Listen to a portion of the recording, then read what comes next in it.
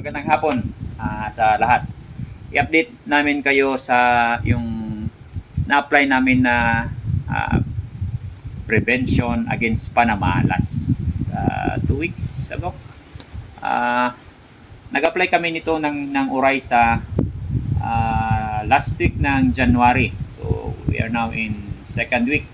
So mag second cycle kami dito by next week ng URAI sa MAX.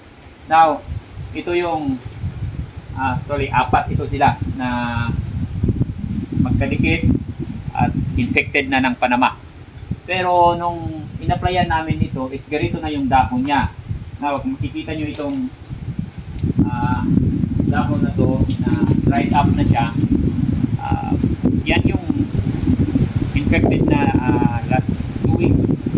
So, kung titingnan nyo sa taas, hindi siya naka-effect doon pa sa mas taas niya na dahon. So, let's see kung ano ang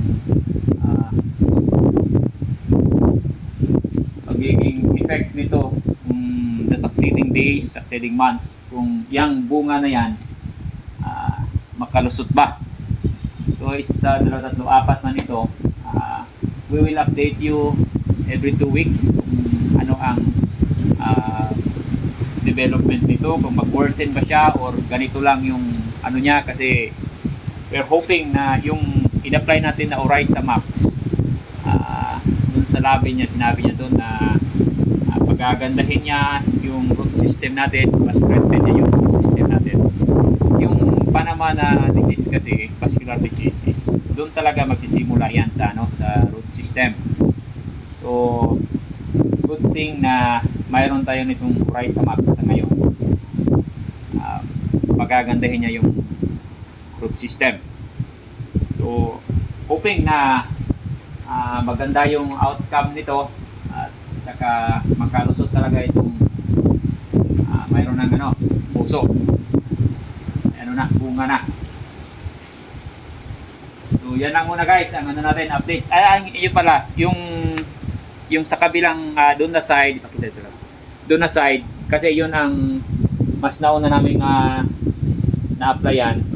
Makikita natin doon yung pagandang root system na talagang bago. Lumabas yung mga kasi may talagang nagsusubaybay sa amin, tinatanong nila kung ano ng update, effective ba yung si Orisa. Masasabi ko lang, we will not promote the product once hindi pa namin siya tested and proven. So sa ngayon is under trial pa man talaga siya. So wait and see lang muna tayo kung ano talaga yung effect. Actually, makikita natin talaga kung effective ba siya o hindi on the next generation of this. Kasi ang sabi niya is ito, yung anak niya ang talagang maganda ang resulta. So kung infected na yung mother plant, bihira na lang yung chances na lulusot yung mother plant. So dito tayo sa follower. Titingnan natin dito. So ito na yun guys, yung sinasabi ng natin, in-apply natin na Orisa na pagagandahin niya yung root system. So kung makikita nyo ito, lumabas yung yung bagong yung dulo ng roots. Marami. So kung titingnan mo, ito namumuti. Yun doon sa kabila, ito lang. Ito. So maraming new roots na lumalabas. Doon pa sa kabila. So ito pa. So,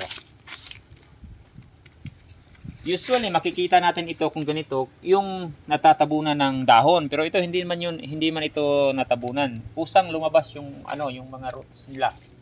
So ito pa sa kabila lang. Yan. Di ba? Bagong labas. Dito pa sa kabila. Ito. Kani man gid nga side, di ba? Dito man talaga namin yung dinilig yung yung solusyon ng Orisa. So ito bagong labas ng mga gamot na root system niya. So hoping guys na maganda talaga yung resulta. Kung tatanong kayo ng update, so far may magandang initial na result is maganda. Titingnan natin ito onwards. Ang tinitingnan namin na date talaga is by June or July. Makikita natin yung dun sa kabila namin na farm, yung first farm namin.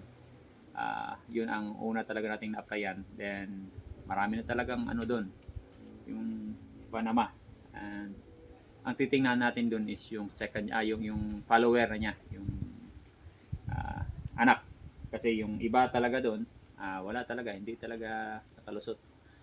Damage talaga yung mother plant. So yan lang muna. Magandang hapon.